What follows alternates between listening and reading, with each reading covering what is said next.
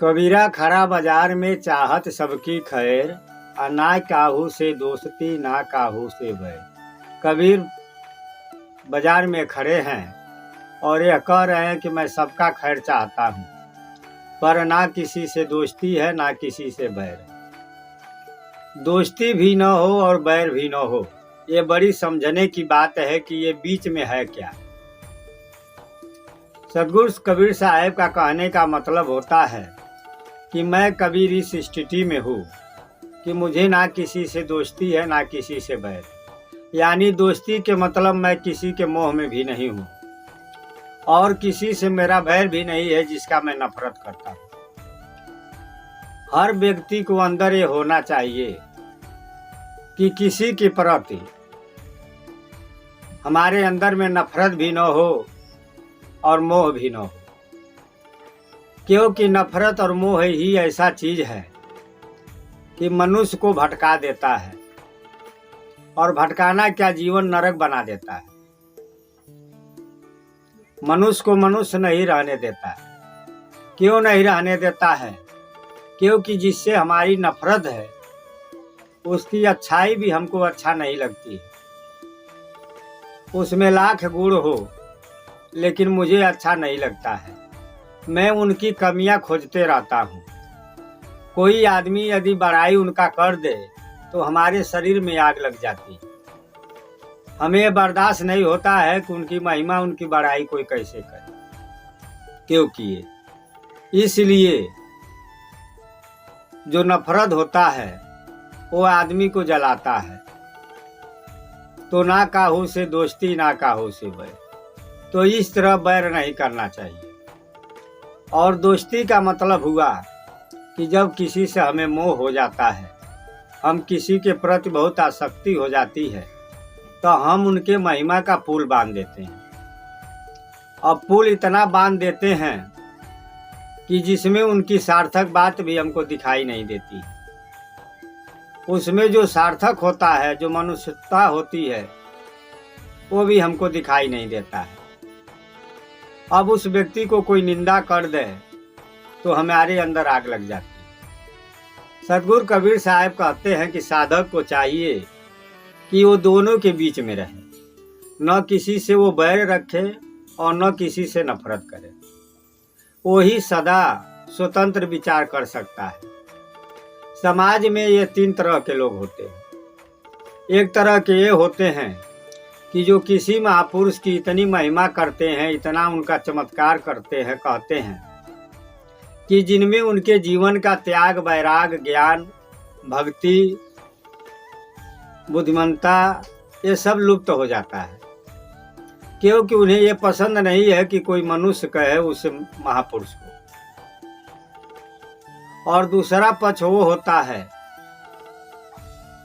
जो उनका महिमा नहीं सुनना चाहता है, उनके अंदर नफरत भरी होती है, तो उनके सारे बातों को वो बहिष्कार कर देते हैं और घोर निंदा करते हैं और घोर नफरत करते हैं।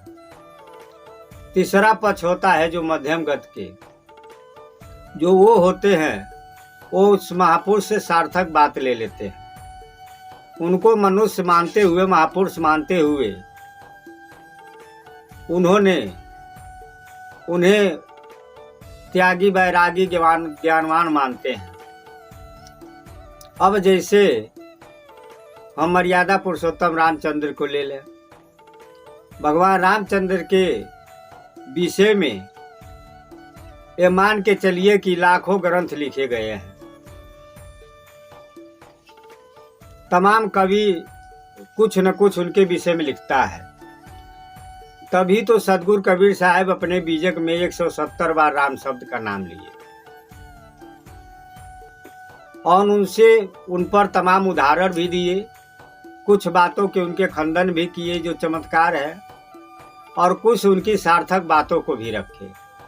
लेकिन भगवान राम के ही विषय में कुछ ऐसे लोग हैं जो चमत्कार के पुल बांध देते हैं, और कुछ ऐसे भी हैं जो उन्हें मनुष्य भी नहीं रहने देते हैं, महापुरुष भी नहीं मानते हैं। वो इतना नीचे गिरा देते हैं कि जिसका अब क्या कहा जाए।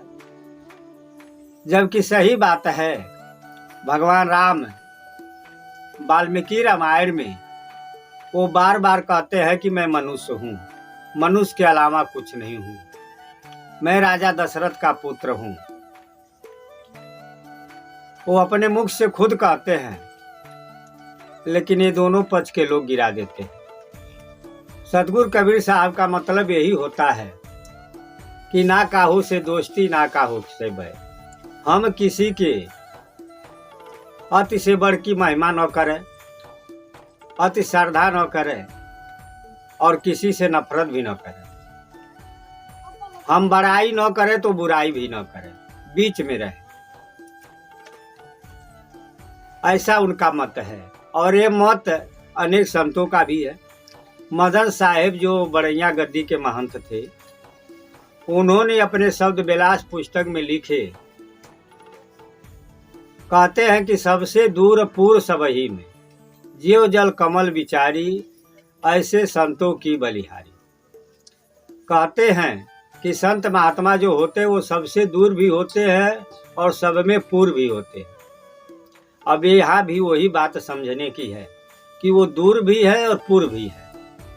तो ये दोनों के बीच के, और दोनों के बीच में क्या है, हम दूर इसलिए हैं, संत महात्मा दूर इसलिए होते हैं कि संसार से वो मोह नहीं करते, संसार में लिप्त नहीं रहते, संसारी प्राणियों से किसी का उनका मोह नहीं होता, वो किसी का पक्षपात भी नहीं करते हैं और किसी से, और पूर्व भी रहते हैं, सबके प्रति दया की भाव रहती है, सबका वो खैर चाहते हैं, कल्याण चाहते हैं, इसलिए अच्छा मार्ग बताते हैं, उनके अंदर करुणा दया होती है।